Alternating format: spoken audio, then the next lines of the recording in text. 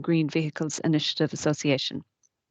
So my name is Edel Sheridan. I'm a senior business developer at Sintef in Norway, and I lead the technical work of the Batteries Europe ETIP.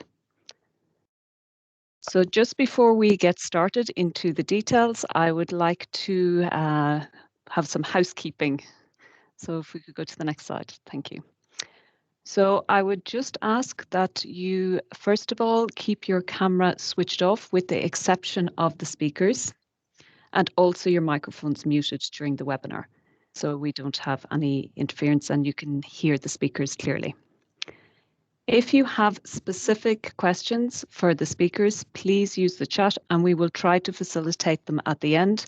We do have quite a limited time, so we will take some of your questions as best we can. If there are very specific questions that you're really burning and want answered, then please contact us at Batteries Europe or the speakers directly, and we will make sure that you get your message to the right person. Just to let you know, this webinar is being recorded. So thank you. So the next slide, please, Alessandro. So on to the topic at hand. Digitalization is really a key accelerator for battery development, integration, and for optimized utilization of batteries. Today's webinar evolved out of a position paper that was prepared by the experts within the task force on digitalization within Batteries Europe ETIP, which was led by one of our speakers today, Maher Chebbo. And as you see from the agenda, we hope today that we can give you a snapshot of the power of digitalization in the field of battery technology, because we clearly see it can touch on each and every part of the value chain and can be a real game changer for Europe. So to set the scene and to explore the ideas, I'd like to welcome today's speakers and who represent a spectrum of the different stakeholders. So if the speakers, if you can put on your cameras so we can see all of you at the same time. Just give them a second. So we want to set the scene, and as I said, we have a spectrum of speakers from the European Commission, from industry and from academia, and each of these experts have very interesting perspectives from their field and quite a lot to contribute. Following the presentations, we'll have a brief discussion to explore and understand the opportunities and the challenges to digitalization in the battery sector. So as I mentioned, please feel free to post questions in the chat and we will take the questions which we can. I would first like to welcome to our screens our keynote speakers for today from the European Commission. That's Cristobal Aroxosi. I hope I pronounce it right. I'm sorry if I murder anybody's pronunciation of their name. But Cristobal comes to us from DG Ener, and also we have Saki Guinares Davite from DG Move. So the speakers will provide us with some introduction and kind of an overview of their perspective on the topic. So please, Cristobal and Saki, take the floor. Yes, hello everyone, good afternoon. I'm Saki Gerasis, a Policy and Data Officer in DG Move in the unit Sustainable and Intelligent Transport in the European Commission. And as agreed with my colleague from DG Ener, Cristobal, I will start off with this keynote speech today to give you a bit an introduction in the context of digitalization for battery technology. So today, in these 3, 4, 5 minutes that I will take on, I'd like to give you two perspectives to start off. First, a regulatory perspective, so what is the Commission doing in terms of policy making to enable a digital framework for battery technology. And on the second hand, I also like to briefly touch upon some applications perspective. So when we talk about transport, what are the different transport modes, or what are the different challenges we have in terms also of battery technology, battery recharge and evaluation, and how it links with digitalization. So looking at the regulatory perspective, if we look in the context of the European Green Deal, and if we look back to February 2020, we can see that the European Commission has published the European Strategy for Data, that it aims to create a single market for data within a set of European data spaces that, as I see in the agenda, some of my colleagues will deepen on later on. And in essence, the objective is to overcome certain limitations in terms of lack of data sharing, lack of user freedom to manage this data, and absence of a comprehensive data governance framework. So these are the first challenges that this Commission aims to tackle. Later on, last year, also in December, we saw that the Commission proposed in December a new battery regulation. This new piece aimed to modernize the EU legislation on batteries, delivering its first initiative in terms of their actions in the context of the Circular Economy Action Plan to bring to the market more sustainable batteries through their life cycle. And this is very, very much linked with the objectives, the overall high-level objectives of the European Green Deal, and of course linked with the data strategy. So particularly in this piece, we could find new items and the link very closely to new IT technologies, for example, the creation of a battery passport and the sharing and promote the increased transparency of the battery market, and of course the traceability of the batteries across and alongside their life cycle. So at the end, this type of digital and IT implementations, it will enable to develop innovative products and services as part of this twin transition that it's green and digital.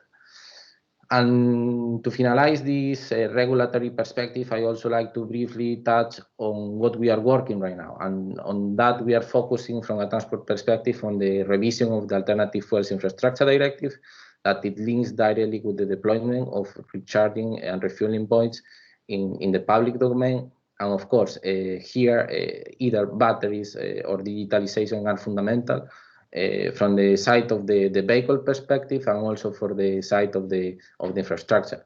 There are multiple examples. We can see already as the new recharging and refueling points, they are already installing batteries. We see, for example, and we foresee the creation of new services that it will be linked to the creation of also a smart infrastructure that allows the transmission of data in real time. So for that, we also need that batteries are fit for this purpose. So we need batteries with the adequate battery management systems. We need the adequate infrastructure to allow this exchange of information and the smooth working on the system. So based on this legislative package on digitalization and data, I would like now to move to the part related of transport applications. So in this case, I would like briefly to start with road transport. So for example, here we see that digitalization and batteries, of course, will play a fundamental role on how the public and the private infrastructure could develop new services related to smart and bidirectional charging that would allow, of course, to integrate the vehicle into the grid. So this is a very key topic, and that my colleague after Cristobal will deepen on, and of course it's essential on given the impact that the battery of vehicles will have in the future, how the digitalization would allow to create this bridge between the vehicle and the integration into the grid. More particularly, if we move to waterborne transport, I like here to remark that research and innovation for maritime is not only focused on battery cells, but also on the integration again of the different battery applications into the ports and the offshore structures. When we talk about specific technologies and services, for example, the smart charging and vehicle to grid, we could foresee in the future how the big batteries that the vessels will incorporate will have a huge potential to create these new services and exploit this flexibility. So indeed, here digitalization will play a big role, as well as artificial intelligence applications and different data analytics solutions that would allow to create specific models to monitor and to foresee and predict what is the best time to charge, the best time to couple the systems, and how to create a comprehensive technological framework.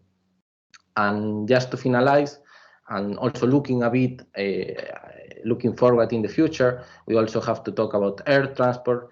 And here is particularly interesting that certain applications that we are already starting to see to come to the market, like vertical takeoff and landing aircrafts.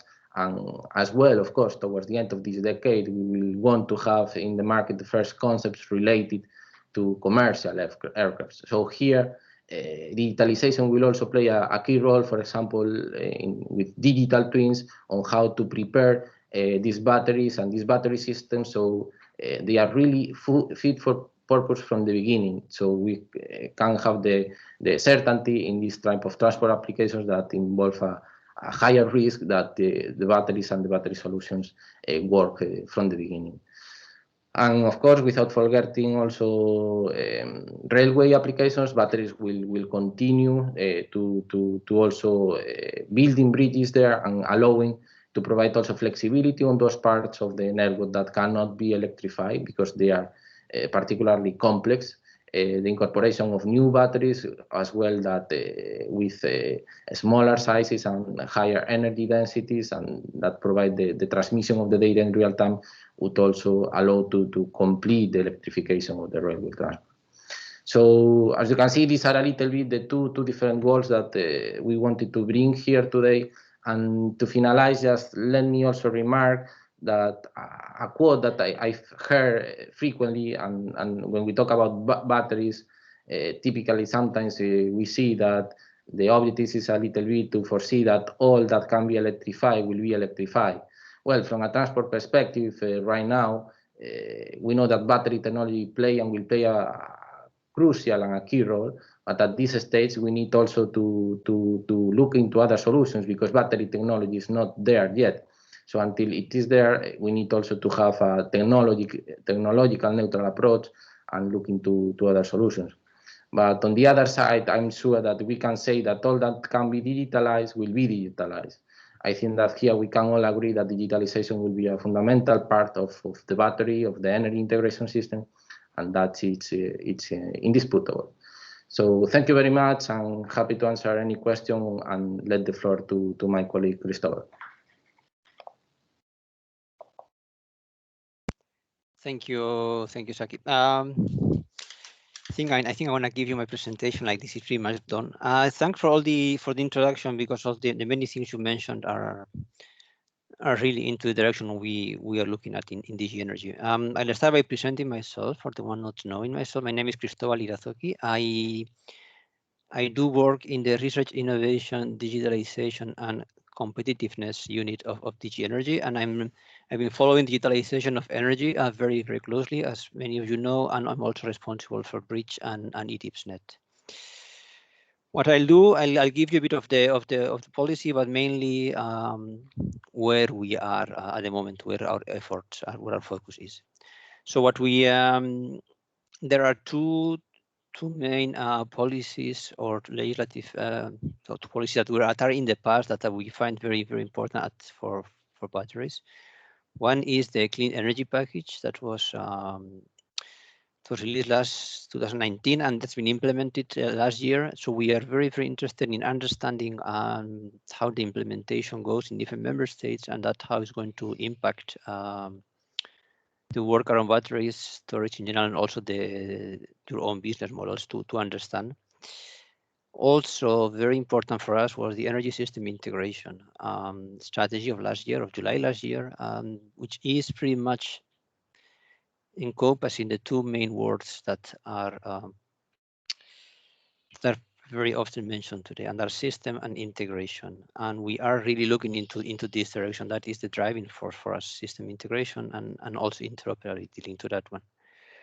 And then part of this system integration, there were a couple of actions, and one of them was the need to do a digitalization of energy action plan. And that's something we are working on at the moment.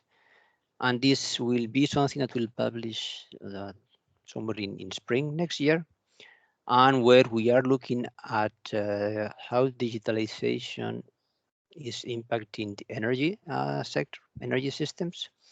And specifically, we are looking at things like interoperability, data exchanges, data spaces, data-driven services, how consumers can participate into the energy transition and how digitalization is enabling this one. Of course, this is underpinned by cybersecurity and data privacy, so that's also important for us.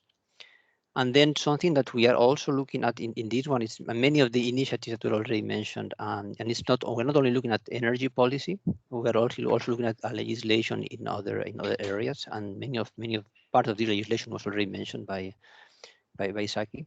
So it will be a very holistic exercise where we will look at the whole European Commission, and we will see what is impacting the energy transition from a digitalization point of view. And since digitalization is everywhere and we are integrating more and more sectors, it will be a multi-sectorial, multi-DG exercise, and that will go beyond energy, beyond move, and we'll see how far it gets. It will touch upon renovation wave elements.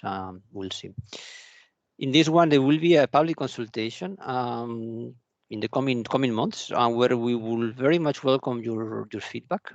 So please stay tuned. We will inform you in due time, and in there we will collect. We will get your feedback on a series of questions we'll put out, because digitalization is so complex, so wide, that we need to narrow it down, and we are expecting that you will help us on that one. Another initiative that we are working on at the moment is called the Competitiveness Progress Report, where we are analyzing. We started last year for the first time, and this year we are going to do it again, where we are analyzing some of the clean technologies, and batteries, one of them, and we are collecting information in terms of what kind of markets, players, what is the status of competitiveness of European companies, what is the landscape. And for this one, we will be coming back to you if we already didn't do it. And also on this one, we will very much welcome your feedback. So two main initiatives at the moment: Digitalization of Energy Action Plan and the Competitiveness Progress Report. Now, there was a lot, Saki mentioned a lot how to integrate the batteries and the mobility sector. So I won't touch upon that one. But for us, it's also important that batteries are part of an ecosystem that is called homes or buildings. And in this ecosystem, there is not only the need to be to interact with the grid or to the smart charger. There is also the whole story of heat pumps, home energy management system, building energy management system, the PV panels, the batteries from the cars, as you know, the static batteries, and many other appliances element, the smart appliances. All this needs to be interoperable. It's not enough if we make batteries that are interoperable with the grid. That for us is super important. That's obvious. But the ecosystem is even more complicated. So I will invite you that you are probably already doing, to think broader and get some extra layers of difficulty, and try to do it for the whole ecosystem. Because at the end of the day, it is systems that we are trying to integrate, and buildings and homes are systems on their own. They are microsystems, and from the point of view of the consumer, it doesn't make any difference whether it's a battery or if it's a heat pump or if it's something else. And with this one, I will just finish mentioning the coming work program. For Horizon Europe, the first work program is written. We are just hoping to get the green light for publication. And on this one, you will see that from the area of energy system, grids, and storage, the driving force is interoperability and system integration. Is not the standalone concept is not there yet. If it's there, it's a very marginal. It's integration, and integration. That's the main key. And on this one, we are hoping to have an info day towards the end of May, where we will be able to answer more specific questions that you might have on that one. And with this one, I just finished, and looking forward to the rest of the session today. Thank you very much, Cristobal and Saki. I think we would very much like to know about this info day at the end of May, that we can distribute this information through our networks. It's also interesting to hear about the competitive progress report, which I'm sure the Batteries Europe ETIP can contribute towards helping build this picture, along with the other structures in the battery ecosystem, because it's becoming quite an active community. And I was very glad and heartened to hear Saki talking about the different parts, the different options for integration of batteries in our energy system, with the mention of rail and particularly, at least from my side, the mention of vessels and offshore. Coming from Norway, obviously, we have an interest in that side. But this is very motivating and there's a lot to do. This is what really, I think, one of the core messages. There's a lot to do, and particularly to get the interoperability aspects fixed. Digitalization will play the very, very crucial role there. So I would next like to introduce our next speaker, which is Maher Chebbo, who has been a true driving force as the lead of the Task Force on Digitalization in Batteries Europe. And he's also very deeply involved in the ETIP SNET. He has a very long CV, so it would take quite a while to go through, but he has worked at GE for many years and is a founder of Ctechnologys, and he's on many an advisory board. And I do believe he has digitization in his DNA. So Maher, if you could take the floor, please, and give us an idea of what we have in the contents of our digitalization position paper. That would be great. Thank you. This is a great opportunity, and thanks for the European Commission representatives for the messages they have made, because they are a fantastic transition to my speech. I will start first by speaking about what is visible actually for the end consumers, and this is cities. At the end of the day, we can speak for hours about the batteries and the transition on the grids, but what's meaningful for the consumers and citizens, it's their buildings. It's where they live, where they work. And these cities, what they have in common, programs for eco-districts, programs for reducing the energy consumption, for reducing CO2, for improving the energy mix by having increasing objectives in terms of renewables, for example, in these cities. So this is what they have in common. If we look at the numbers, of course, we have investments that come from programs like the Green Deal, climate and energy is like 30–35% of that, and this is covering investments in the grids and in batteries and everything which is related to energy, and of course the Innovation Fund, which is a good example of transitioning towards things that are really meaningful on the market, like the VCs, for example, would do a due diligence to find out the best technologies that could have a good application on the market. Of course, the batteries, huge investments, 250 billion annual market from 2025. And then energy efficiency, energy as services, these are like platforms that could serve commercial and industrial customers as well as residential customers. Huge investments on energy management systems. So energy managers are working to make buildings, for example, energy efficient. This is part of the market. This is part of what Cristobal was talking about.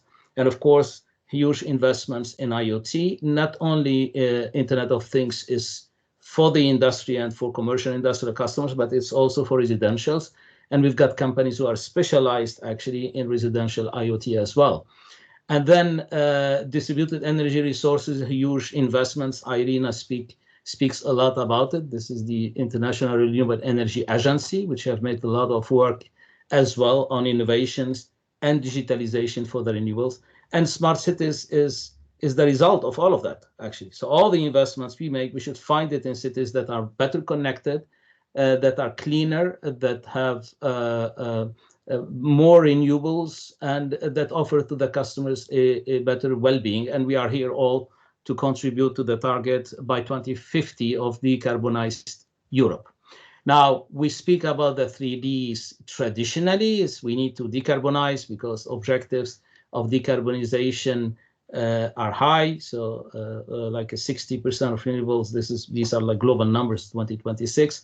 Digitalization World Economic Forum has said, the value of digitalization across the energy value chain is 2 trillion, and decentralization is more than 1 gigawatt of connected DERs by 2026. And of course, electrification, and this is through stationary batteries and also mobile batteries in the EVs. Now, I would like to add another D to the 3Ds, and this is democratization. And the example I will be speaking about today, as well as Marco, which is the work done as well in the ETIP SNET, is about how to make things easy, democratic, and simple for the end users if they would like to play the game, if they would like to buy new services for energy efficiency, for decarbonization, and if they want to buy anything which is available in Europe. Now, this is the work at the beginning when, and this workshop is about really integration and coupling. At the beginning, we did have organizations that had nothing to do with each other.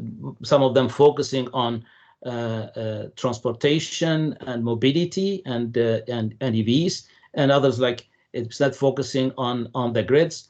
The exercise was to say, okay, first, how can we converge the digital and the mechanics and the initiatives around the green vehicles? And second, how we couple as well the batteries, for example, with the grid. So the charging and the grid integration, we did have discussions around that. And at the end of the day, the world will be more convergent. First, there is a convergence within the energy sector, which needs to happen between heat, gas, electric, and so on. And there is a convergence as well beyond the energy sector with the manufacturers of EVs, the mobility operators, and so on. And these are a few examples of what the digitalization can do into managing, for example, an intelligent traffic, into managing autonomous driving. And in autonomous driving, a company like Mobileye has been acquired by Intel for $15 billion. That shows how much the market is betting on these kind of digital technologies for autonomous driving.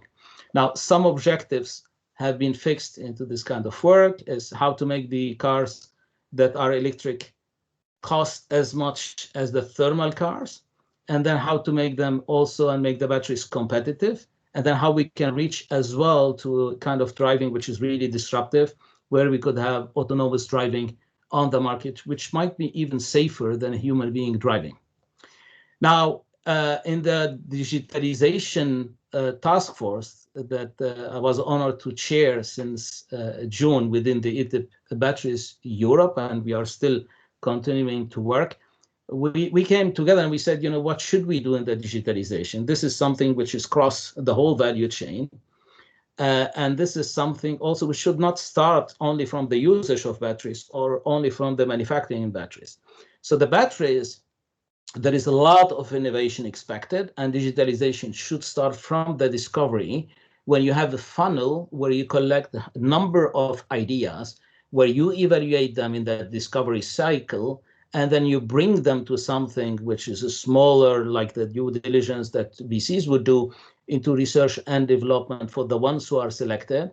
And then you hand over that into production for the successful R&Ds, prototypes, for example, to produce them, maintain them, and then put them into usage and then recycle them. For example, Northvolt in Sweden are manufacturing batteries, EV batteries, that are completely recycled.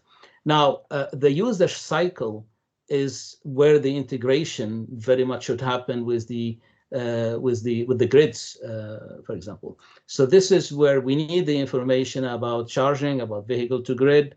We need to know the level of the charge of the stationary batteries or mobile batteries, and this is also where we have done some efforts. Now, the way we handle this value chain, which comprise everything in terms of digitalization from the discovery to the usage to the recycling, is we said, let's first of all have a look at the technologies that could be an enabler to make this value chain happen. So we listed a number of technologies, and we looked at their readiness, at their competitive advantage they can bring to Europe, at what's the investment required, and what's the budget we would put in terms of research and innovation on these technologies.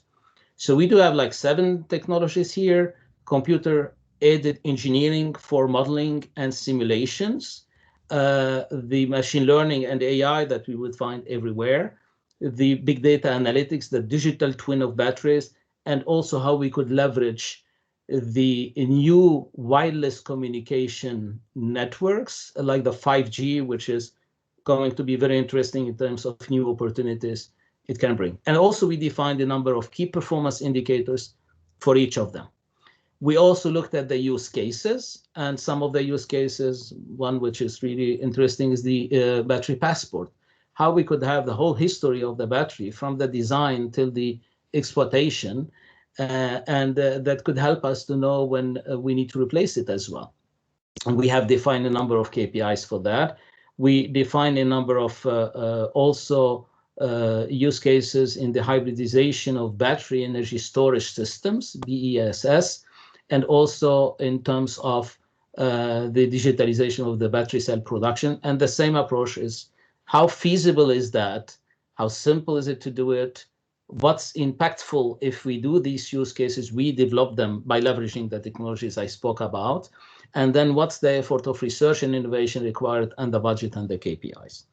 Now, in terms of integration with the network operators or energy stakeholders, we drafted as well the picture of saying how we can make it simple to the consumers to have an access to the battery services. Should we make it so complicated that they have to go to 10 different systems, or should we make it simple by thinking the integration between the battery manufacturers, the consumers, and the commercial industrial customers and energy communities, and the TSOs, DSOs, and the suppliers of power generators. And all of that by leveraging also the technologies of BESS, batteries, energy storage solutions. And we presented the picture. We said we need to be on the center of gravity between what the digitalization can offer, what are the supporting policies and regulations, and how much benefits and socioeconomic benefits we can provide, so that all the technologies, other use cases can here serve to define things that are easy and simple for the end customers at the end. They could select what they need anywhere where they are by having everything integrated behind the scene for them. So what are the socioeconomic benefits? Because we are here at the end to think technologies, but we are here to present the numbers. Few figures, you will see, for example, jobs creation, acceleration plan will create 1 million jobs in a European battery ecosystem. Renewables will create important jobs. And the momentum is there today. You can look at any part of the value chain, whether it's in renewables, whether in the grids or in the batteries, and you will find a lot of encouraging numbers. I will come to the conclusion. So 3 takeaways. One is start by the decarbonized, decentralized digitalization, energy transition, and the batteries needs. What are the needs? Second is we have to list all the enabling technologies and use cases, not by silos, but also cross sectors, and see what's the stage of these technologies and use cases. And then we have to measure the value we could bring. Some of them will be qualitative, some of them will be strategic, and others will be quantitative. And we should stop only having fun and having only pilots. So what makes the difference is the scale up through turnkey solutions. And this is why we have to consider the policy as part of the triangle. We have also to make the industry work together through collaboration. And we have to consider all the work that is being done, like technology and use cases, feasibility and maturity, to look at exactly the value that we could bring in the market, not only by doing pilots, but also scaling up turnkey solutions. Thank you. Thank you very much, Maher. I know there is so much work that has gone into the position paper, and it is difficult to really go through this in such a short time frame. So thank you very much. And I'd just like to point out that the position paper will be available. It is in the very last phase of revision, and it should be available pretty soon on our website. I will mention a bit more about that later. But I have the pleasure of now introducing Marco Robert Schulz of Siemens Energy, who is very active in the ETIP SNET, and particularly in their working group 4. Marco will tell us about very exciting new European data infrastructure, Gaia-X. And I think the establishment of these data infrastructures, as you've seen from Maher's presentation, it is really essential in order to make this work. So I think it's quite a formidable task, and I think Marco will give us a view of how it's being approached and what it really will enable us to do. So, Marco, the floor is yours. Yeah, thank you very much. Hello again. Good day from my side. My name is Marco Robert Schulz.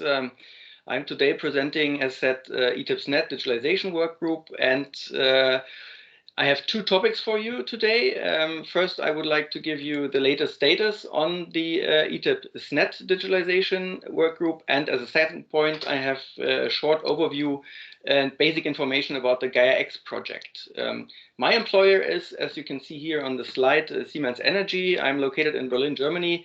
We are focusing on the bigger utility scale equipment for generation industry, new energy business with hydrogen, wind, Siemens Gamesa, for example, and transmission. And in contrast to Siemens AG, we do not have a direct connection with the e-mobility sector, but we have energy storage solutions in our portfolio. And for more information, of course, you can contact me anytime after this presentation. I have also some backup slides with Siemens Energy information and my contact details in the presentation backup. Next slide, please. Let me start with ETIP SNET. For those of you who don't know ETIP SNET yet, it's the European Technology Innovation Platform, Smart Networks for Energy Transition. The goal is to come up with disruptive ideas and foster energy transition, develop roadmaps, implementation plans, initiate pilot projects, and also act as an advisory group of experts to the European Commission. Next slide, please. Coming from 2017, the digital work group contributed to the Vision 2050 document, to the Roadmap 2030, and the latest implementation plan we released last year. If we look at the implementation plan details, we see that it consists of research areas, topics, and tasks. And digitalization, it's indicated here with the red lines, is really a cross-cutting topic, as Maher also said. Digitalization touches really all research areas, from user to market design, planning, operation, manufacturing, system flexibility, etc. And it's also important that the system architecture is built based on digital requirements. Digitalization itself, of course, is looking at protocols, standardization, interoperability, data communication, data handling platforms, automation control, cybersecurity, and such. Many of these topics have also been mentioned in the Strategic Research Agenda report from Batteries Europe from last year. Next slide, please. In parallel to the work on the implementation plan, our group came up with we call it big idea. That's a concept of a user-centric one-stop shop for energy services, data, and information. The intention is here to define a user-friendly platform for consumers, prosumers, and communities, to enable easy access to the energy system, and with, for example, the possibility to select certain services, provide also flexibility, and feed data into the system and get data out of the system. And with that, without the need for the customer to know exactly how the overall energy system works. All connections, data flow, flexibility, enablement should take place in the background. So this concept will, from user perspective, be more like a select concept compared to the current push concept as shown here on the slide. Next page, please. But that's not all. It is also to create the conditions for a fully digitalized value chain, as Cristobal also mentioned, for the energy sector. So it should be an entry point to provide services, get offers, opportunities on the energy market, as said, for customers, prosumers. But it also should bring together data from all players of the energy market, including generation, transmission, distribution, operation, and as well regulation. Next slide, please.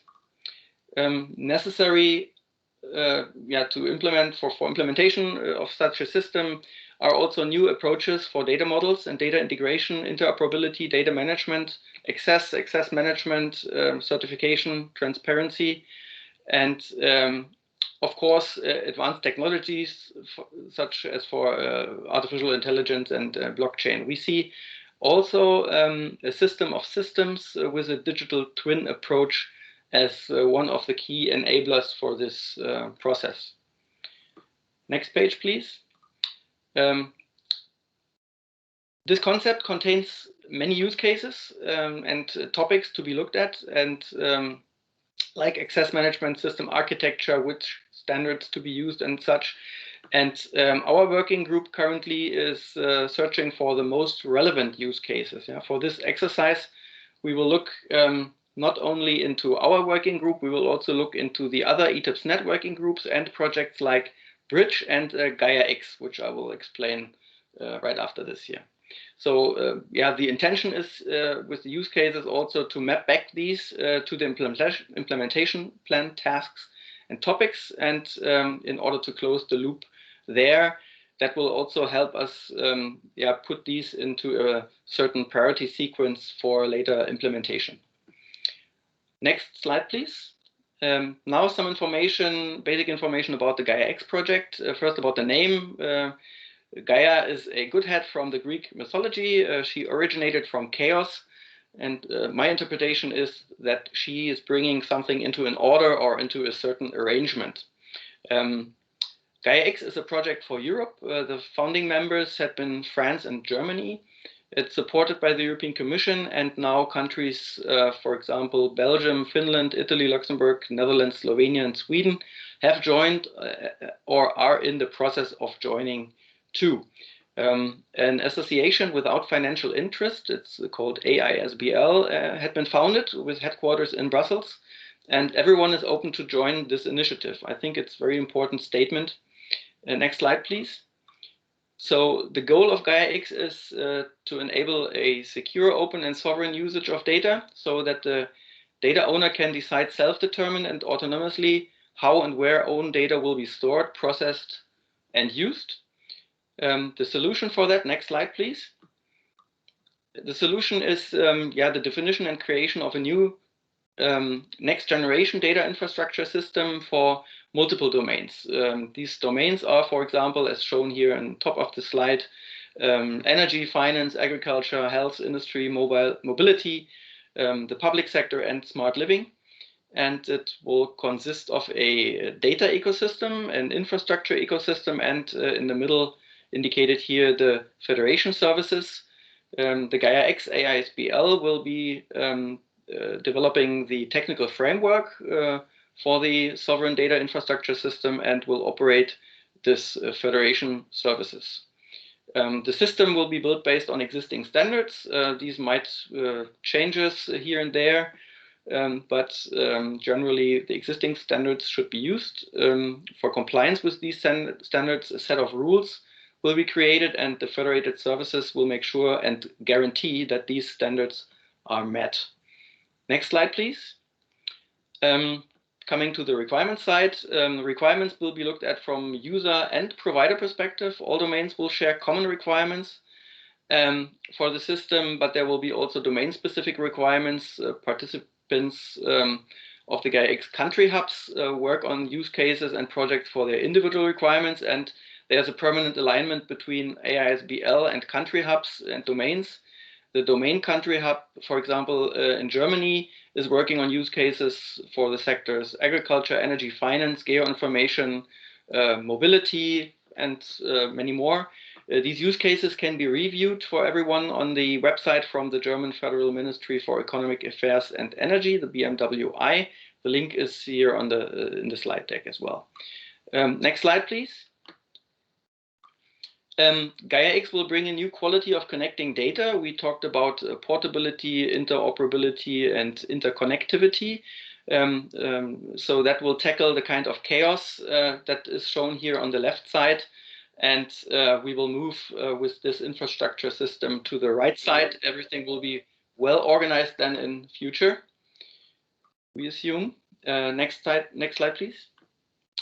The guiding principles of Gaia-X are based on European values, openness, transparency, trust, sovereignty, accessibility to markets, data protection, interoperability, and usability.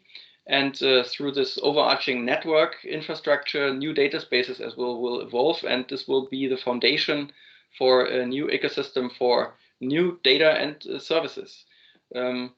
There will be new opportunities for this use of data and services for all sectors, and of course, advanced smart services like big data analytics, artificial intelligence, and blockchain use cases will be incorporated too. Next, nearly last page, please. Yeah, overall, it will strengthen Europe's competitiveness and is an invitation to design the digital future in an open and fair manner, yeah, on European level. My recommendation is to participate here and to be one of the designers of that ecosystem. It's a unique opportunity with funding in the back, and together with ETIP SNET, we have a platform to get access and interact with huge expert community. As said, everyone is invited to participate. I think there's even an application form on the website. So please feel free to contact me anytime after this presentation as well for questions. Next slide, please. And last slide. Yeah, with that, I'm done with my speech. Thank you for your attention. And are there any immediate questions right now? I think we'll ask for the questions perhaps to be put in the chat. But Marco, thank you very much. This is an important project and a very, very interesting, but it will create a really important foundation that we require for many, many different technologies. I think this is quite clear. And thank you for presenting it to us in an understandable way, because I'm not with this technology background and I could follow, which is pretty good. Thank you very much. So thank you for that. Next, I would like to welcome to our screens Peter Nemcek. I hope I pronounced Nemcek, who is the co-founder and the managing director of the R&D at CyberGrid. Peter has lots of experience and really brings the industrial perspective in relation to how digitalization is going to enable and the potential it has to support, assist, and to really move the battery storage, stationary storage technology to being reality, to being in every village, household, neighborhood. So Peter, the floor is yours. Thank you very much. Good afternoon to everybody. I'm really happy to be able to speak today about this utilization and monetization of stationary batteries flexibility. I suppose that every investor has a wish to have as short as possible return on investment into their battery installation. So the utilization and monetization of these batteries is such an important issue. Next slide, please. Here you can see the concept of such utilization and monetization. On the left side, there are many different resources of flexibilities. And of course, batteries are one of such resources. And batteries can provide really quality flexibility, meaning that it's fast, its duration can be quite significant, and it can nicely complement all other flexibilities coming from other resources like commercial, industrial customers, residential customers, renewables, EV charging stations, and others.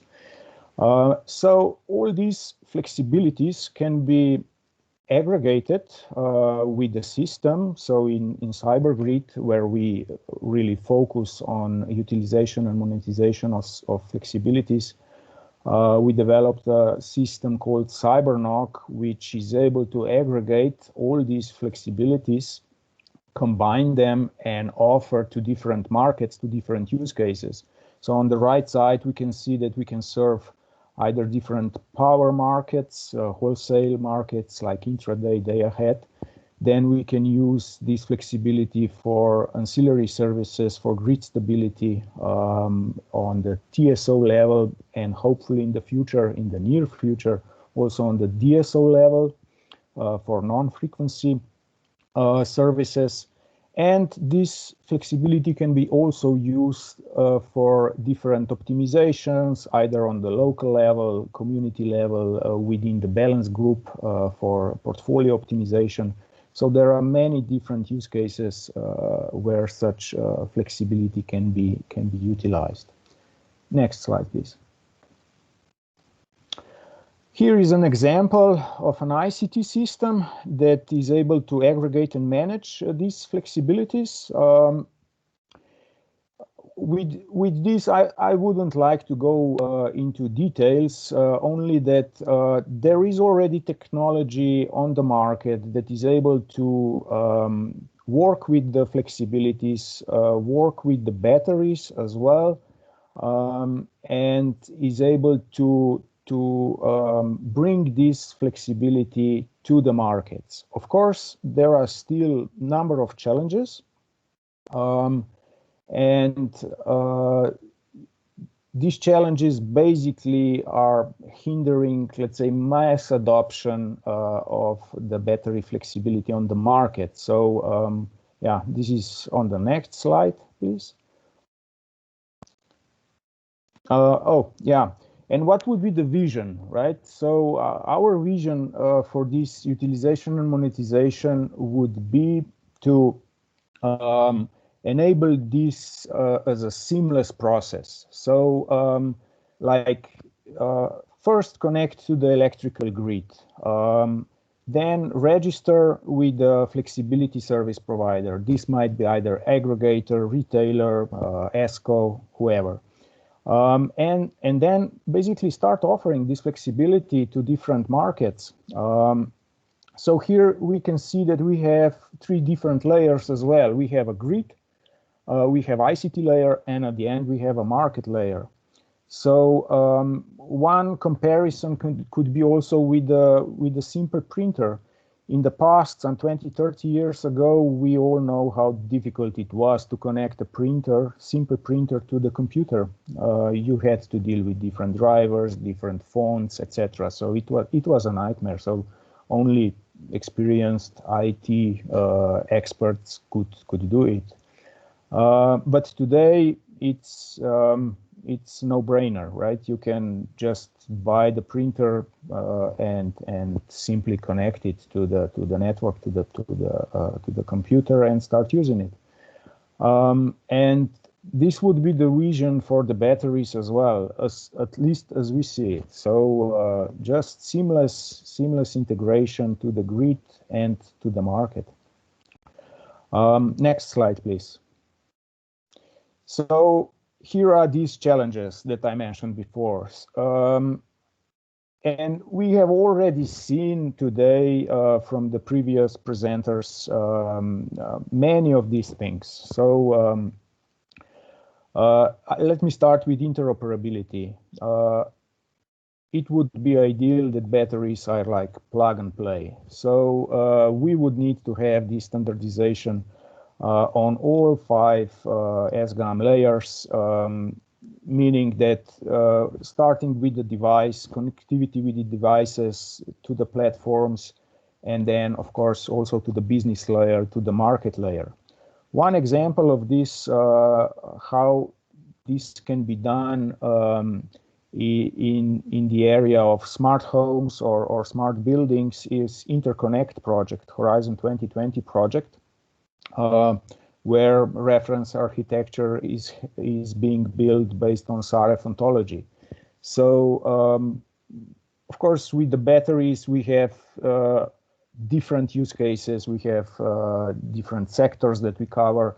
However, interoperability in this area is very much important if we want to somehow facilitate the mass deployment of the batteries in the future. The other one is hybridization.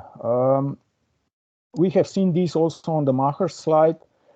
Here, it is not only about the hybridization between different types of batteries, different chemistries and different characteristics of the batteries, but also pairing this flexibility with other flexibility sources like renewables, loads, charging stations, etc. So, because all these each flexibility resource have different characteristics. Some are fast, some are slower, some have more energy, others have less energy.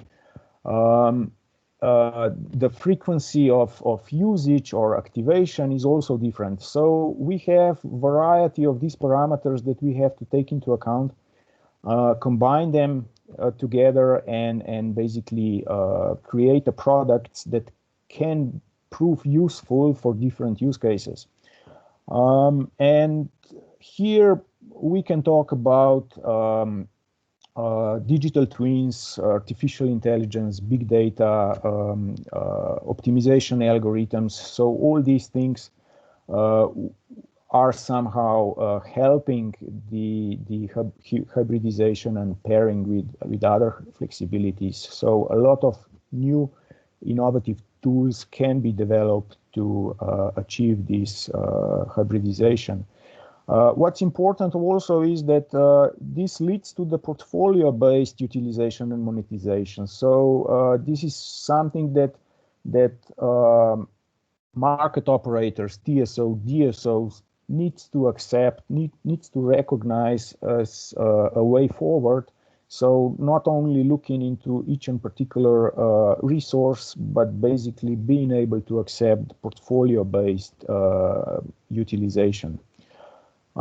And what is also important are the baselines. Perhaps we don't speak enough about the issues related to measurement and verification methodology that somehow enables us to know how much flexibility has really been deployed and delivered to customers or to the market. So this is something that basically still needs to have a lot of work, and ideally baselines should be harmonized across European markets. If we want to trade flexibility across the border, then markets should have at least minimum set of baseline harmonization if we want to have efficient cross-border or pan-European markets. And the last is multi-service. So the great feature of the batteries, of course, is that they can provide multi-services, and these multi-services can be offered to different levels of energy markets. So we can start on the local level, behind the meter. So the battery helps with managing the flows within the house, within the building, so that exchange with the grid is, let's say, optimized, is minimum. Then if we move one level higher, we have a community. So why not sharing the assets? Why not having a big community battery that is shared among the members of the community? And of course, here we come immediately to some regulatory issues like paying tariffs for this exchange of energy, which I think should be somehow abandoned, because if we are sharing assets, we are trying to be more optimal, and communities could become more sustainable, greener, and we should also, through regulation, through the tariff system, enable that. Then we have a balance group where we have potential for better imbalance management and lowering the cost for retailers, for suppliers of electricity. On the DSO level, we talk about non-frequency system services, where batteries can help with reactive or even active power, with voltage control and congestion management. And at the end, we have a TSO with frequency system services, but there are also other services that batteries can provide. So, you know, there is really a variety of services. That's why it's important that somehow this is enabled, and this definitely will shorten the return on investment into such projects. Next slide. Peter, we just have a few seconds left. Perfect. So thank you very much. I saw that the questions are at the end, right? Thank you. Yes. Thank you very much, Peter. I think this has been very good. There's a lot of challenges still to be resolved, which is great news on the research side, but for the industry who wants to get this in operation, you need these solutions as soon as possible. So thank you very much for highlighting this. I think it's an important aspect. Now I would like to welcome Professor Tejs Vegge at the Denmark Technical University, DTU, who I've had the pleasure of working with for many years on various battery projects, and he is part of the Battery 2030 team. He is also the coordinator of the Big Map project, and that really has been looking at how digitalization can really accelerate materials discovery and the actual development of the battery chemistries. So I think this is quite an interesting area and quite different from what the presentations earlier. So Tejs, the floor is yours. Thank you, Adele. I think maybe the next slide would be good. So what I would like to do today is to give you a little bit of a flavor of how digitalization, or more specifically a common digital representation, can help us to accelerate battery discovery processes. I'll use the Big Map project as an example of this. And Big Map is part of the large-scale research initiative called Battery 2030 Plus, where we now have 6 research projects ongoing. And Big Map is really the infrastructural heart of the Battery 2030 Plus. So go to the next slide, please. So the Big Map project, or the Battery Interface Genome Materials Acceleration Platform, is really trying to develop the infrastructure that would allow us to reinvent the way we invent batteries. And a key part in that is developing a digitalized infrastructure that allows us to implement AI accelerated models, both for prediction of materials, but also for orchestration of data.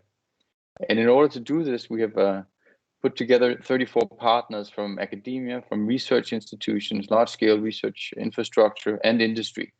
And I encourage you to take a look at our website to read more about the partners in the project and our approach. But if we go to the next slide, what we're trying to do here is to develop what we call a closed-loop discovery infrastructure. And there, digitalization is key because it is so data-driven.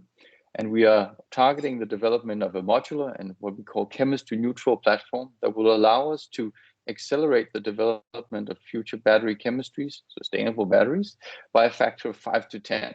And what you can see in this picture is that it is essentially data all the way from computational prediction of new materials to end user data from the automotive industry, for instance, that can help us to develop better batteries for the future. And this digitalized infrastructure is really key. And we've heard interoperability many times, and that's one aspect that I'll get back to a little bit later. But why are we expecting that digitalization can help us? We'll go to the next slide. There are already good examples out there of improving the performance and durability of existing batteries if we learn from the data that we have in order to improve, for instance, how we charge batteries. We can have improved performance, improved durability. That is already one way that a digital twin or a good computational model can help us to improve the performance that we get out of batteries. But in Big Map, we're really trying to take this to the next level. We're really trying to create a new infrastructure that will allow us to accelerate the discovery process. So if we go to the next slide. One thing that we are focusing specifically on in Big Map are interfaces, battery interfaces, because this is one thing that unites different battery chemistries, different cell designs, is that if you can understand the processes at the battery interfaces and ultimately control them, you can develop much better and more durable batteries. And it is a process that cross-cuts different chemistries and different cell designs. And the key aspect in Big Map is really developing data-driven or data-centric models that have physical understanding or physical awareness that will allow us to predict how these battery interfaces evolve in space and time. And this is a very data-heavy process that it really requires data from all parts of the discovery cycle if we're going to achieve these objectives. If you go to the next slide, then you can see how a future discovery infrastructure looks like. On the second slide, I showed a very sequential linear development process that's used today. Well, it took about 20 years from the initial concepts of the lithium-ion battery until commercialization.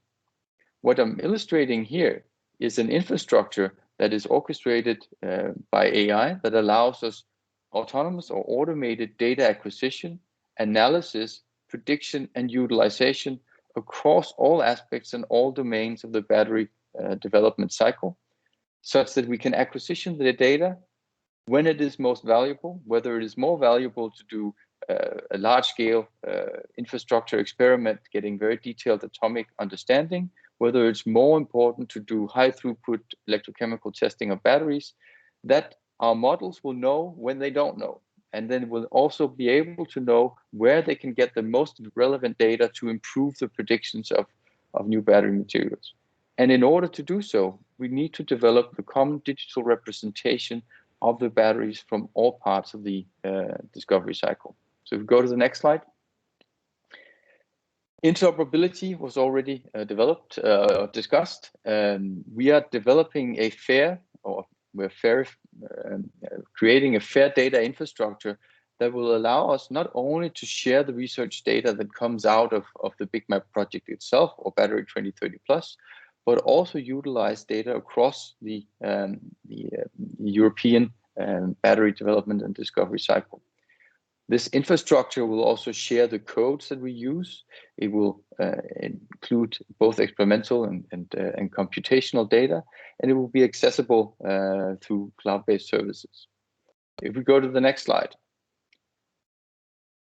We are making the tools available in both our GitHub repository, but also our App Store, such that the battery developers, whether they're academic or industrial, can go in and download the apps that are needed to, for instance, access the data that we are generating in Battery 2030 Plus, have automated analysis modules that they can apply on their own data, such that the analyzed data that comes out adheres with the data infrastructure and the data schema that we are applying in BigMap, such that all of the tools that are being developed here will be available to the European battery community. If you go to the next slide, then you can see here we have a number of apps in the App Store. Some are doing computations, others are doing, you can say, workflows for experiments, but it is really generating and creating the digital tools that will allow users to accelerate the discovery process.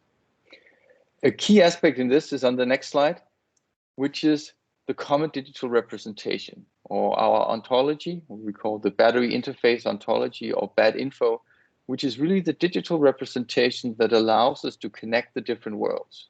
Because we have the physical world, we have the characterization world, or the modeling world, and the terminologies used, the way to describe materials, has to be shared among those different worlds if we're going to be able to utilize or release the full potential of the infrastructure. I encourage you to take a look at our website and read more about the ontology and other aspects as well, or watch one of the videos that are created. I can actually say it's one of Adele's colleagues that's the lead on this. But if we go to the next slide, why do we need all of this data? Well, the models that we are developing here, these physics-aware deep learning models that can predict how battery interfaces evolve in space and time, require enormous amounts of data, so petabytes of data, but data from different parts of the traditional discovery silos, we can call them. So we need microstructural data, we need electrochemical data from battery cell producers, we need molecular data from producers of additives to electrolytes, and all of that data has to be in a format that our deep learning models can use for the training data. So that's the essential part, the common representation that allows us to harvest the fruits of advanced deep learning technologies. If we go to the second to last slide, a part of what we are targeting in BigMap is really developing what we call integrated autonomous discovery workflows. So you go into the App Store, you download one of these workflows, you're an experimentalist. Your sample will know exactly what materials are inside.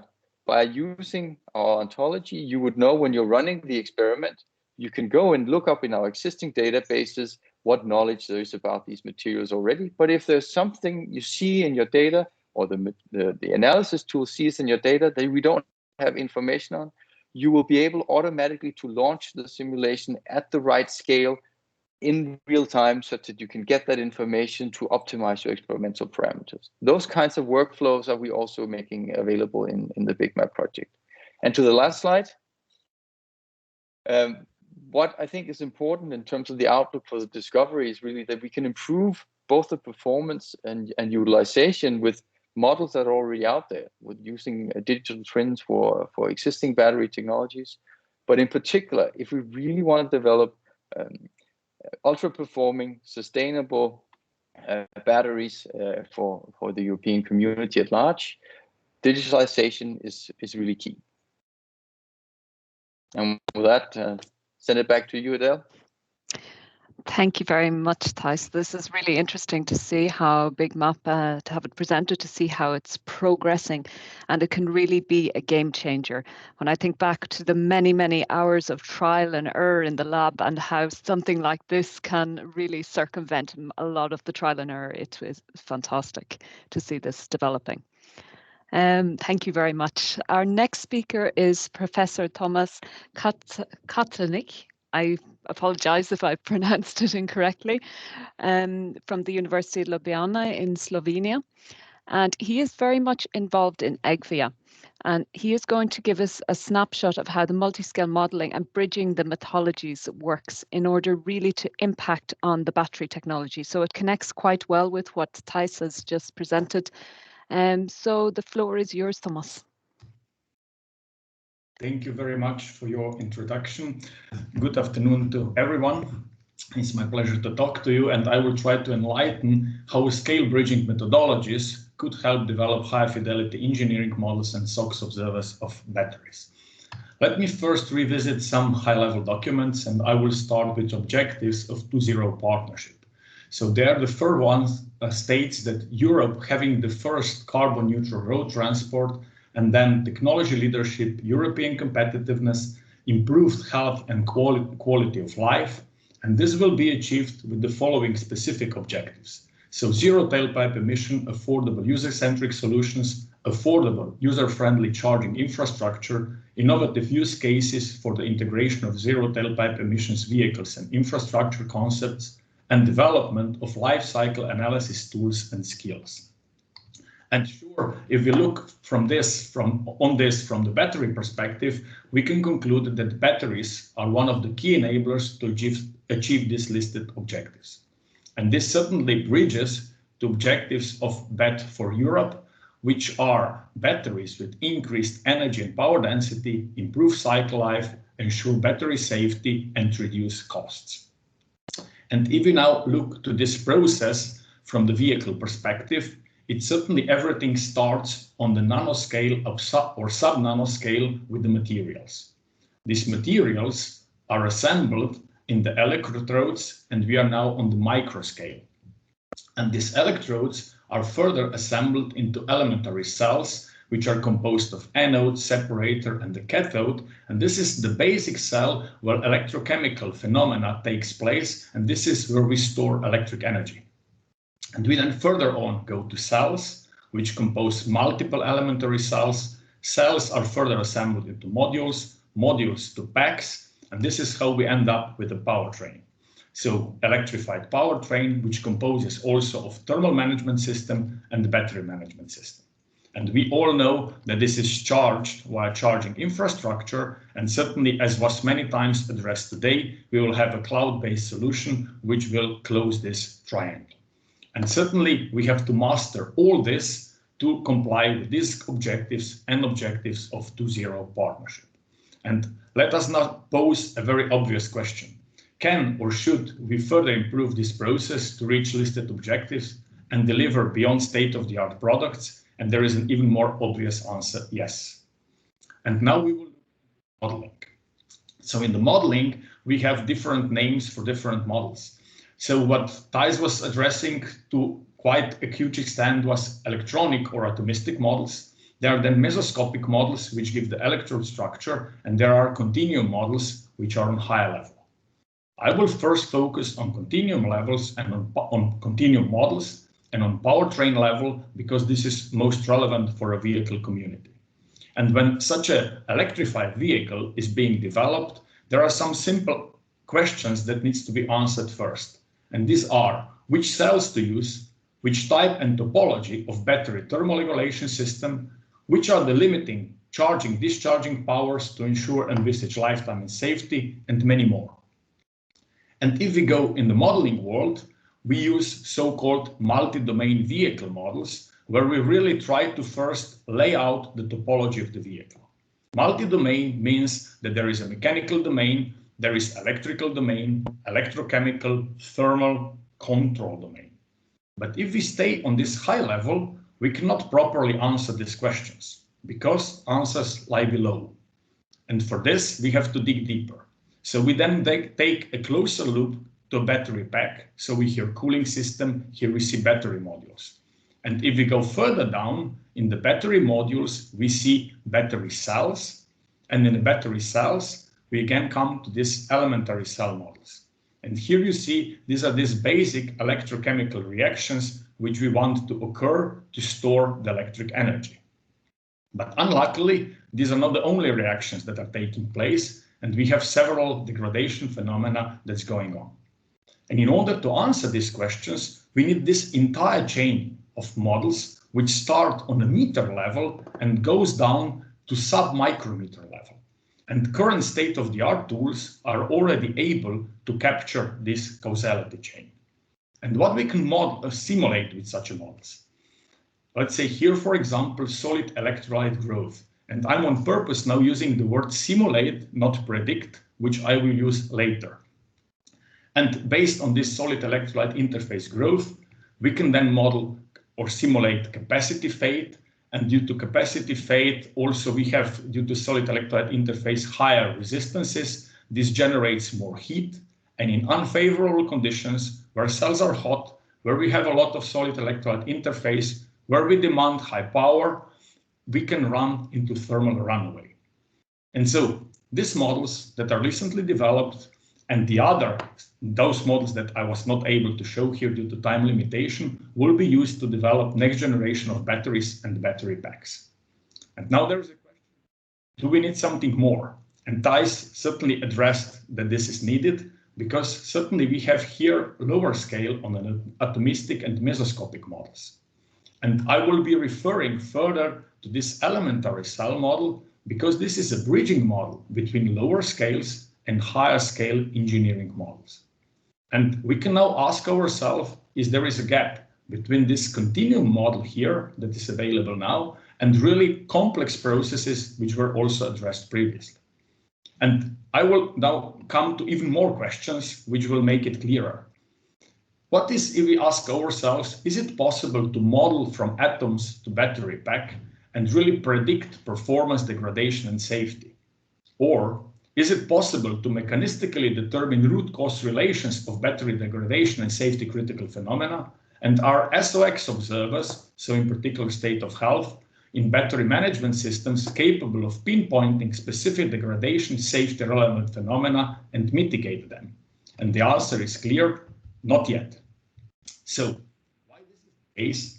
Because all relevant phenomena are not yet fully understood, as here presented for some specific degradation phenomena, and because transfer bridging across the scales is not yet fully mastered. And with this, we now come to the emerging approaches and future research needs. You see, again, I will use here this elementary cell model, but this has now a bit more realistic topology, because this is, as was already addressed, kind of the world or enabler for better module and vehicle models. And we want now really to bridge the scales from the atomistic level down up to the continuum level. And I will start where Tejs ended, so with AI orchestrated workflow. And with such a workflows, we will be in future really able to explore the periodic system and develop new materials. And it's really important that we then predict relevant material properties using ab initio models, certainly by support of AI technologies. And it's also very important that we are able to bring this knowledge up to higher scales and really virtually test these cells in vehicles. Certainly not in fully coupled simulation, but that this transfer is proper. Later on, as was also said, interfaces are even more important due to electrochemical reactions and also due to safety parameters of the batteries. And also it's important that we are able to predict them and that we are able to transfer this knowledge on a higher level.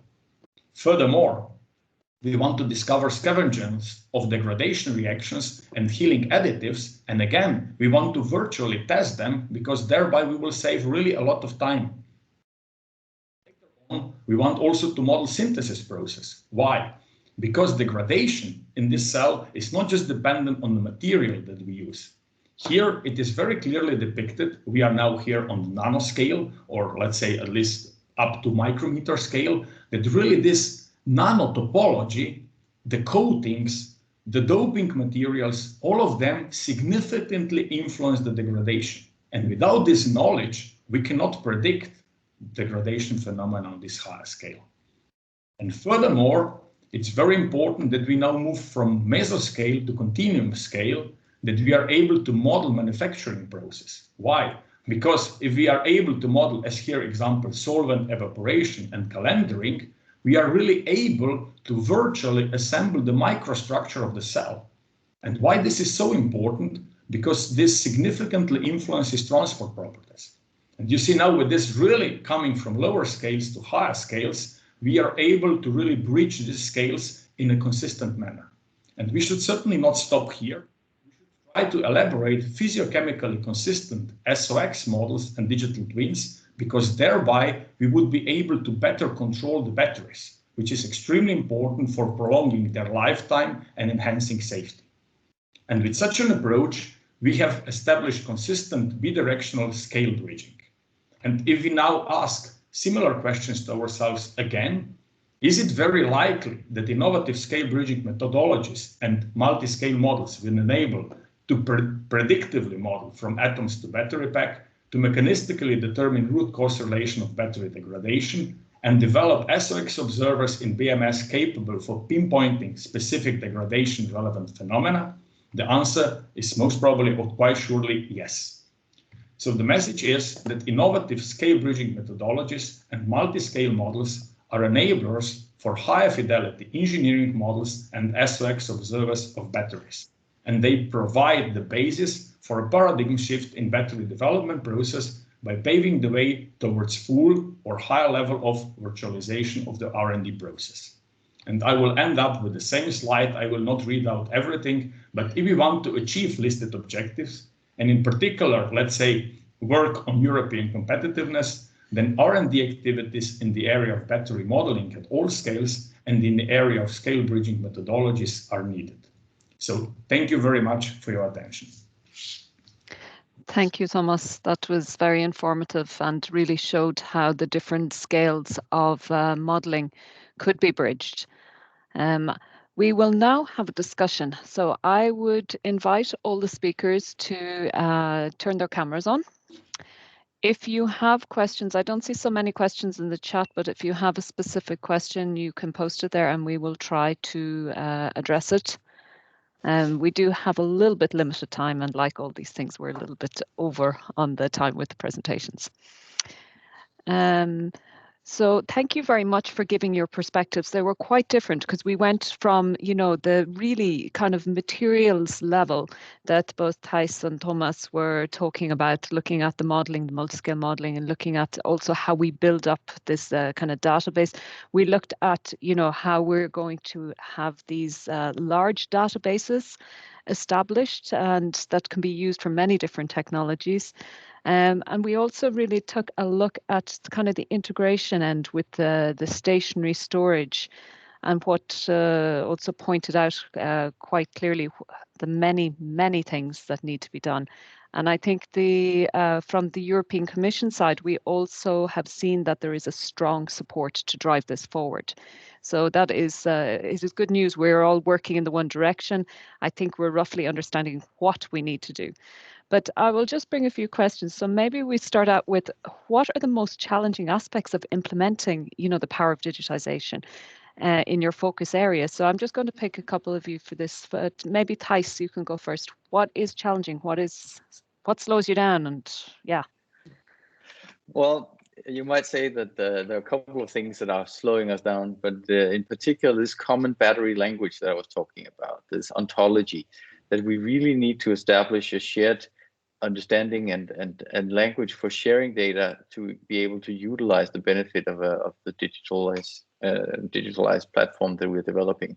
And that, in connection with the verification of data, is another important aspect, because we're talking about petabytes of data from multiple domains. So speaking the same language and being able to exchange data is key. Interoperability also. So everyone has a different mother tongue in this field, and that some of us have the advantage of having their mother tongue in the particular area. But I think this is an important, and the verification of data. I'll ask the same question to Peter, because Peter, you're coming from a very different aspect here. You're coming from the industrial application where you want this on the ground tomorrow morning. You want this working. Yeah, I think the regulation is probably, as always, a bit behind the innovation and the technology development. So we can see already today on the market that many things are possible. Of course, tomorrow are going to be cheaper and better accessible, but still, today we already have them to a certain extent, but there are many regulation obstacles that if we would have, let's say, more supporting regulation, then also battery deployment would be faster and becoming also more cheap. So yeah. Yeah, I think this is interesting, and this is clearly a kind of communication issue that we have to really communicate clearly and quick enough the advances that are happening in order that the regulation can keep up. And that's quite a task. I see one question in the chat is, and I think this is to Tejs, could this be expanded for fuel cell development? We are in Batteries Europe, and I'm a strong fan of batteries, but hey, can we use this for fuel cells? Yes, well, I can tell you that about 40% of the people in my group are working on the development of electric catalysts, and a lot of these methodologies that we're developing are definitely also applicable for fuel cells, and similar issues related to speaking the same language and verification of data exist there. Yes, I think there's a question here I'll take. Who will be responsible for the batteries in the future? If the battery is part of the grid, it is clearly not only part of the vehicle. What about the durability? There's two questions here, but first let's take who is responsible for the battery. I think maybe the battery regulation answers that, but Peter, do you want to make a comment there? You're on mute. Yeah, interesting question. So I think the user is, I think, the one who's responsible, right? The user or investor that has a particular use case in mind, invested into the technology, whether it's in transportation or stationary, and would like to have as much as possible out of this investment. I think this is, yeah. And then when it comes to this, it's another issue when it comes to the end of the life of the battery regulation will address that. I'd just like to touch on manufacturing, because in Europe we have this huge movement going on, and it really is gaining momentum. We are going to do cell manufacturing large scale in Europe. We are getting there. And can digitization be one of the differentiators? Like, is it going to really give us that edge? Because we're very good at digitalization in Europe. Maybe I'll ask Tomaž.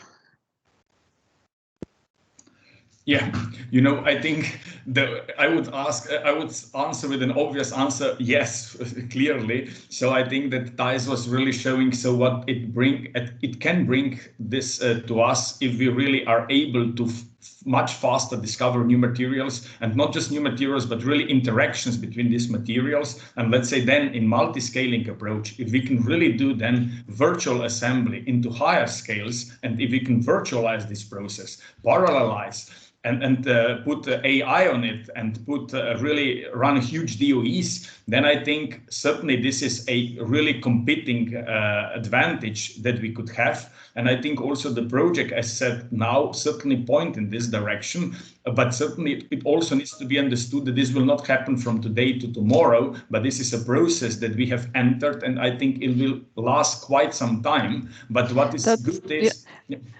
There's a point I just want to take up, because you've said, okay, it's not tomorrow, but how long do we expect the development of these tools to take before we actually see the impact? Because when you're talking particularly when we see on manufacturing on the materials level, is it going to be like the pharma industry where it takes that long to develop a new drug, or when do we expect to see the impacts? Very challenging question. Thank you. So I will take one part and I will ask Tejs to amend me with the other one.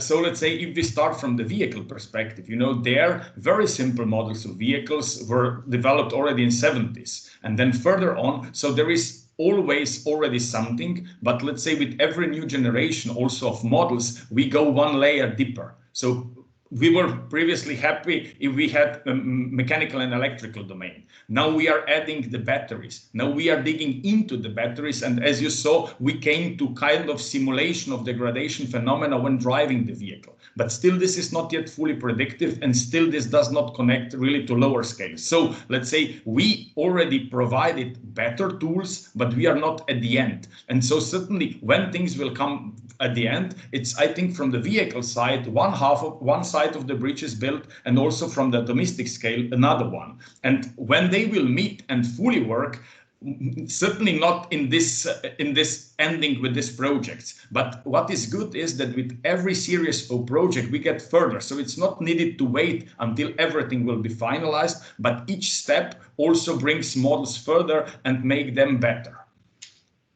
Thank you. Tejs, do you want to add to that? Yeah, or are you going to tell me tomorrow morning? I second what Tomaž was saying. The only thing that I maybe want to add is, so Better 2030 Plus is looking at the 10-year horizon. But the very last point that Tomaž was making is also that we're developing models that can already be implemented in parts of the discovery cycle today. So, and there's a lot of, so I think there will be lower hanging fruits that will come quickly. And then for the long, full autonomous discovery, it's of course a longer pull. But there's definitely development going on also in the kind of tools that we are relying on here, methodology development by Google, Facebook, others that we can actually rely on for some of these deep learning models. So a lot of digital tools in other areas can help us accelerate our model development also. And that kind of brings me to Marco. Marco, you're developing this like really big database that will have everything in it by the looks of it from the energy system. How do we kind of get a common understanding of from the digitalization experts? This is a bit about talking the mother tongue, but also like what tools will be there that can be utilized in this battery sector, and yeah, what inputs would you like to kind of see coming? Because you have different countries who've joined, but what would you like to see? I mean, first of all, I think we need to exactly know why do we want to achieve something, what do we want to do, and how should we do it? Yeah, and I think for that we need also a customer co-creation approach and ask really the users what they want, and to make sure that when the digitalization experts and the implementers are doing their stuff at the end, there's no big surprise. Yeah. So when it comes then to implementation, I think really right from the beginning, also the final users should be involved in that approach. Yeah. And I mean, bringing all together these initiatives that we have seen here, that we heard about, this morning I heard about the interconnect project also from Peter. I think we need to have a map, put all this together and talk to each other and align. Yeah, I mean, this overall database, this will not be one database, one cloud system. It will be a system of systems, but we need to make sure that everything somehow interconnects and work with each other. I'd like to bring Maher. I see like this is really you're bridging these two areas, and I see one question in the chat: is there already defined legislation to set up a EU database for battery use, for state of health and charging cycles, etc.? So do we have an initiative as such on that, or is there a need, and do we have the scope here? Maher, you're muted. We need to hear you. Yeah, we do not have a database today, but this is part of the recommendations we have put in our report. Is we need to have the maximum number of data, and digital passport, for example, is something which can provide a lot of information about the batteries overall the life cycle. And that database you are talking about, which includes like health information or other kind of information, that's not available today. And this is something to be developed. Yeah, I think this is quite important that we have these things pointed out and develop them. And as you say, we have this in the recommendations. It is one of the areas that is missing. But just to bring the other question back to you, how do we make this good connection between, let's say, the people who from your perspective, the people who are working with the batteries, developing them, and basically the people who are working in the digitalization, because they kind of are two separate bubbles. In some cases, they're coming together like we see in Big Map, but that's not everywhere. And I think we need maybe down the integration side to see a bit more. I mean, this is the headache of the larger groups. I mean, I worked with SAP for like 20 years, and at the beginning it was simple. It was about providing just software that does something for companies. And then we started, promoting very much the digitalization. And then also I worked in a group like Siemens, GE, and these groups have a big headache, which is how to make the industrial guys who work on batteries, who works on networks and so on, work as well with the digital guys to have something meaningful for the customers.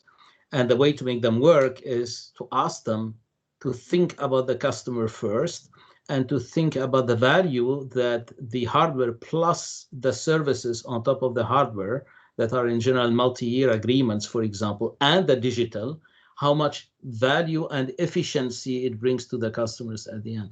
So this is how you make them all work together. You have to show what's the value at the end of the solution of the batteries, plus the digitalization on top of it will bring.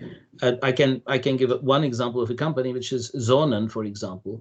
It's a German manufacturer of batteries for households, and Sonnen would have never been acquired by Shell if they did not have a digital solution on the batteries, an ecosystem.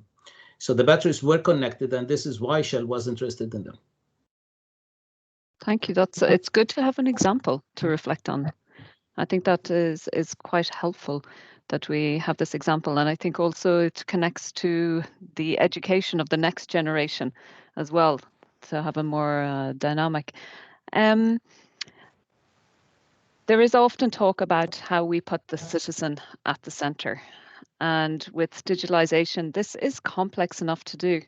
Maybe for Marco, how do you think we can kind of engage the public in a lot of this? Because when you explain here, you have quite a technical audience, but when you're explaining to less technical audience, how do we explain the importance of digitalization?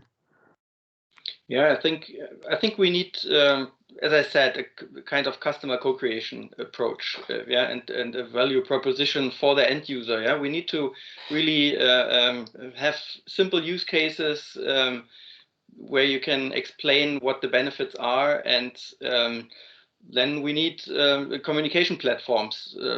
I don't know. I mean, I'm 3 weeks now with Gaia-X. I don't know if there will be a communication platform to address these topics to the community, and to make everyone aware of what Gaia-X is doing, for example, or some other projects. So yeah, I think this is quite an important topic, and as the end user should be deeply involved in these discussions. Yeah. If I may add, I mean, the European project called EDI, where I was for some time involved in, which is about how to prepare in terms of trainings and education, the skills in Europe for the digitalization.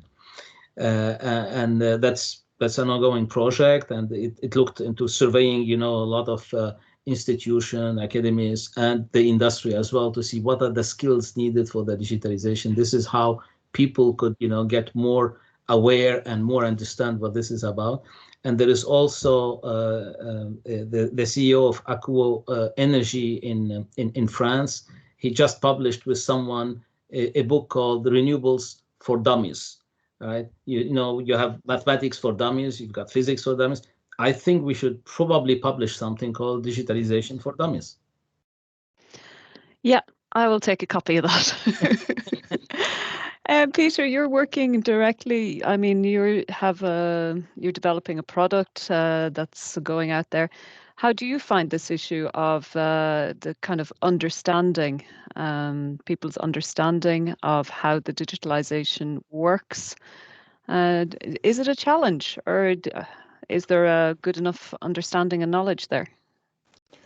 Well, at the moment, you know, let's say this is happening more or less on the business level, not so much yet on the consumer level. So on the business level, it's pretty straightforward. So if the investment is financially viable, then investors decide to go after it, and digitalization is definitely integral part of this investment. Without the digitalization, they can't utilize and monetize the battery.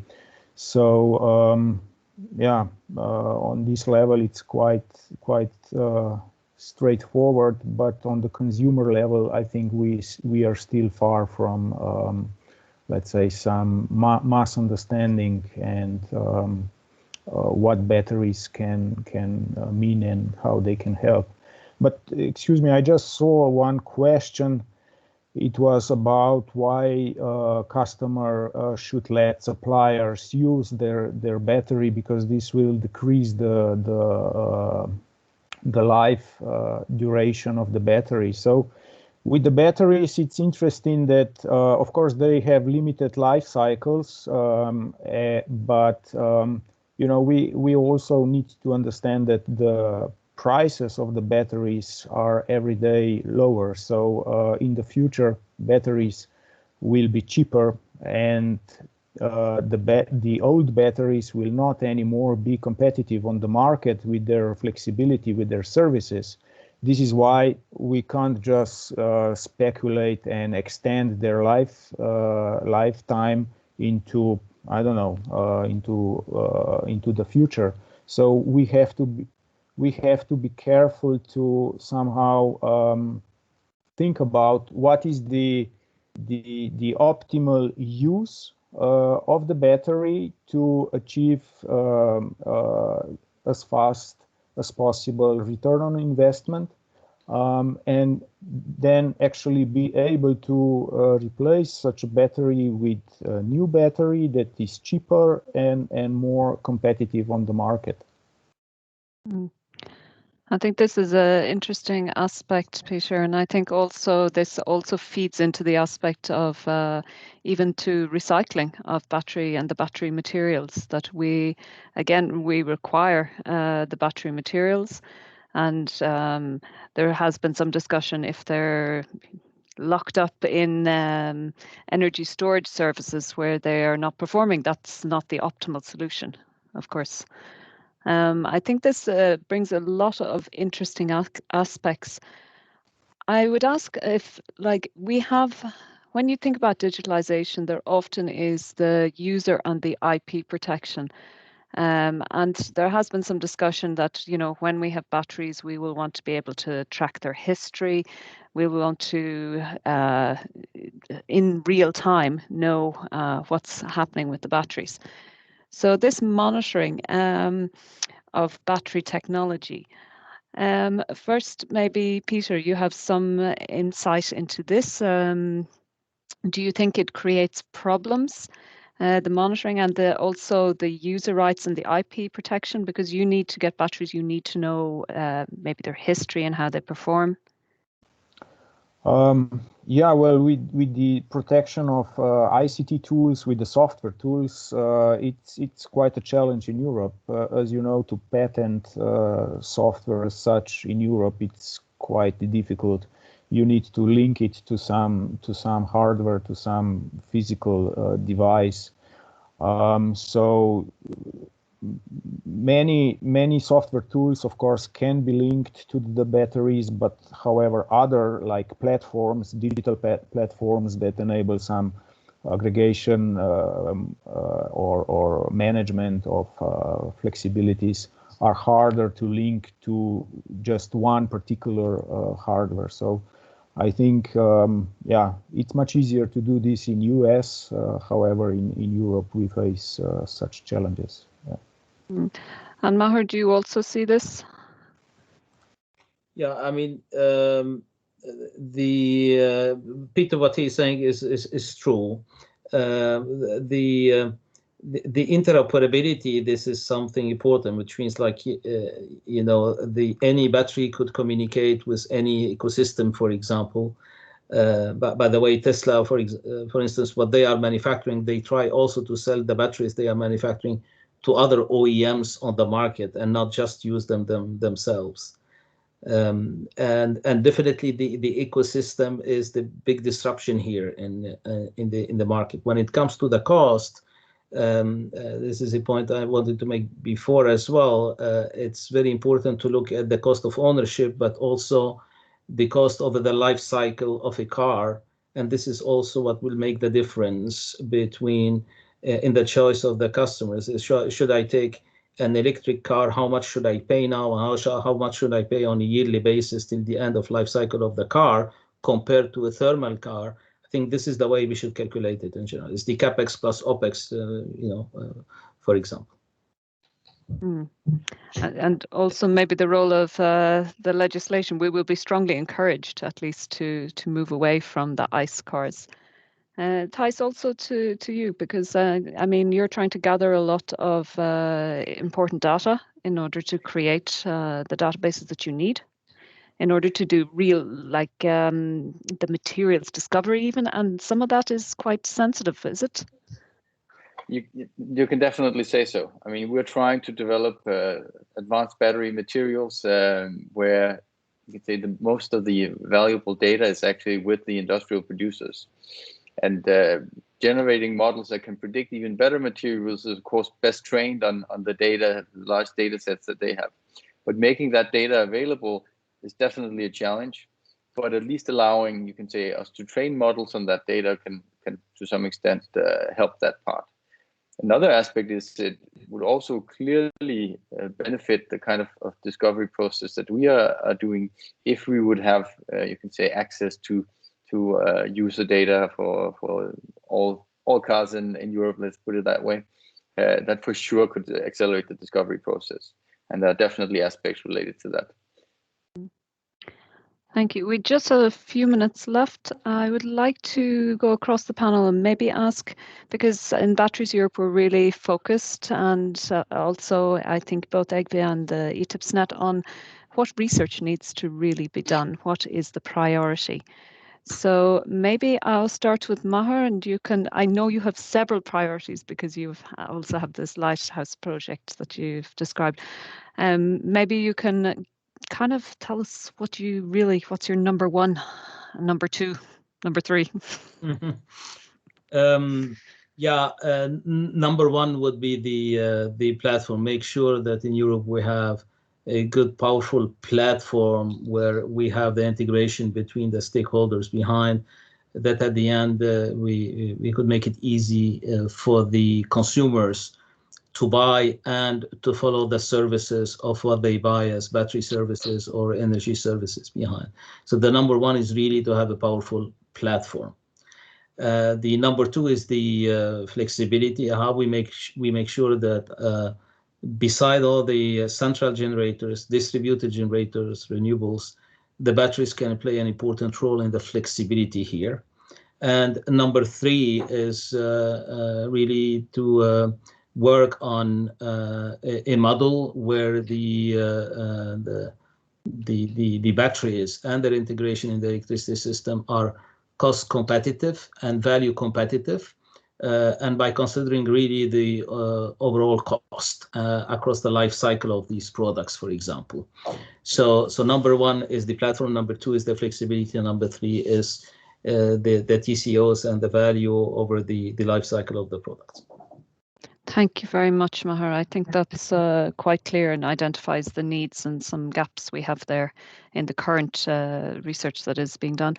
Marco, I'm just looking, the order is across my screen. So Marco, because you're looking at it from a slightly different aspect, because you are not just specifically on batteries, but what you're doing really has impact on many technologies. What would be on kind of your wish list for R&I, for research and innovation? What do we need to do to lift this?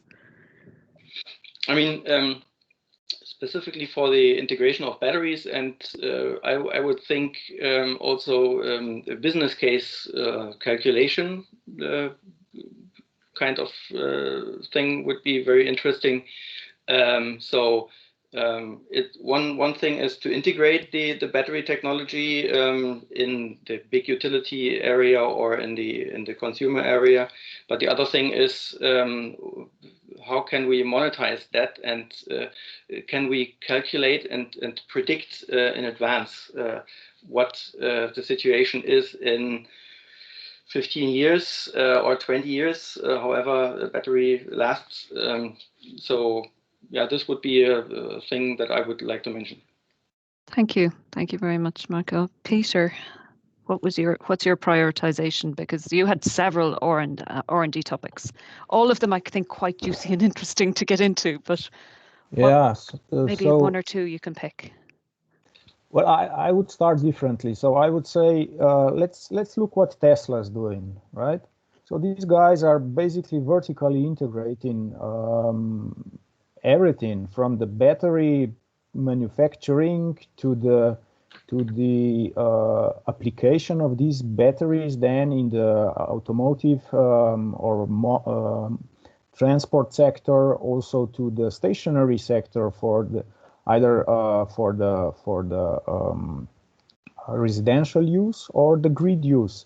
And they don't stop here. So they are upgrading this with digital tools, with virtual power plants, with auto traders, and offering services for utilization and monetization. So you have a company that is extremely well funded. They have good financing behind them, and they are extremely aggressive on the market through the marketing, through the pricing, and through the integration capabilities from the device up to the services. Of course, I'm not saying we should copy them. What I'm saying is that we should fight them by the better integration possibilities, by better interoperability, and by helping through the regulation to help European industry to basically be able to put their solutions and their products to the market much faster than this is possible today. Because, you know, there are already many technical solutions on the market that could be used, that could be implemented, but are waiting for better times for the regulation to catch up. Thank you, Peter. Tejs, you give me your prioritizations, maybe in a quick 1 or 2 points. Well, unfortunately, I am representing, you can say, the very low TRL end of the scale here, but I do think that there's a lot of a good funding opportunity in terms of the development of digitalization tools that you can say gave one example during the presentation of how we can actually improve the performance of existing battery materials. There's definitely R&I actions of similar low-hanging fruits there, and then of course also the longer pull that I was describing here in Battery 2030 Plus, not just to look at next year, but really to have the long-term perspective on if we want to have a European advantage. So really to continue to ensure that we keep up the momentum in this research and have it continues. We cannot have a stop as such. Tomaž, if you can quickly give me your prioritization points. I can give some of them, but all of them certainly not quickly. So let's say if I talk from perspective of EGVIA, you know, I will just repeat a few words. I will not repeat others before me because I fully agree with them. But let's say there, it's really clearly stated. First, carbon neutral road transport in Europe by 2050, technology leadership, European competitiveness. So this is so holistic that whatever is developed, the EGVIA needs it. And I think I don't need to now dig in specifics. So if we go in, batteries are just one of the aspects. So all other aspects is lightweighting, e-motors, inverters, fuel cells, yes, was mentioned. Everything is needed. And certainly we need to have this as soon as possible. And therefore, I think in the light of today's talk, virtualization is certainly extremely important that we could really achieve these goals. But I would now not dig deeper because then we will be too long. I will just take a comment that I've seen in the chat that I think we have not really discussed here, and maybe it wasn't exactly the forum, but cybersecurity is an issue clearly, and we have not really covered this topic very much here, but it is becoming clearly more and more of an issue that we do see. The European Commission are definitely funding some projects towards this, but perhaps there needs to be even more. Maher, maybe I'll give you a couple of words before I wrap up. To speak about the cybersecurity or about the whole session? Just the whole session. Okay, so look, I'm very pleased, and it's impressive the number of messages on the chat I have seen that shows that there is a passion and there is a high interest in the topic we were talking about. I think this is how it should be. When the Strategic Energy Technology Plan is started, I was always delighted to attend and to learn about what the other ETPs were doing in smart cities, in nuclear, in renewables, in grids, and so on. And this is really a good example of working across the different initiatives together to get something which is meaningful at the end for the customers. So we should continue this kind of workshop. I'm really happy about it. Thank you very much, Maher. And I want to say thank you to all of our speakers and to the organisers. The speakers, you have really gave us interesting presentations that were very different and had different aspects, and you informed us about what is happening and provided us opportunities as well. I see the digitalization, just to wrap up, it really is like a key to accelerating battery development, integration and optimization, as I said at the start. It can touch every single part of the battery value chain, from raw material traceability, cell manufacturing, materials discovery, optimization of energy storage systems to allow more renewable energy in the system, and e-mobility. So digitalization can give us really a significant competitive advantage. And one great thing about Europe, we're good at this. We have a very strong competence in digitalization, which will really help boost the sustainability and competitiveness of our really rapidly expanding battery industry. So I think this is the main points. I won't dive into each and every because there was so many good points. I would just like to highlight that the Batteries Europe position paper on digitization will be available soon on our website. And I also want to give credit to, as well as Maher, who has led this work, I would like to give credit to the co-chairs, Cami Dodge-Lum at CyberGrid and Henning Lorman at Fraunhofer, and all the members of that task force who worked hard. And I want to thank also our co-organisers today from the ETIP SNET and from EGVIA. Thank you very much for a very enjoyable session, and best luck and keep safe. And I really hope we can do this in person next year. Thank you. So it'll be far more fun. Thanks to Thank you. Thank you. Thank you. Thank you, Adele. Thank you. Thank you. Thank you. Bye-bye. Bye.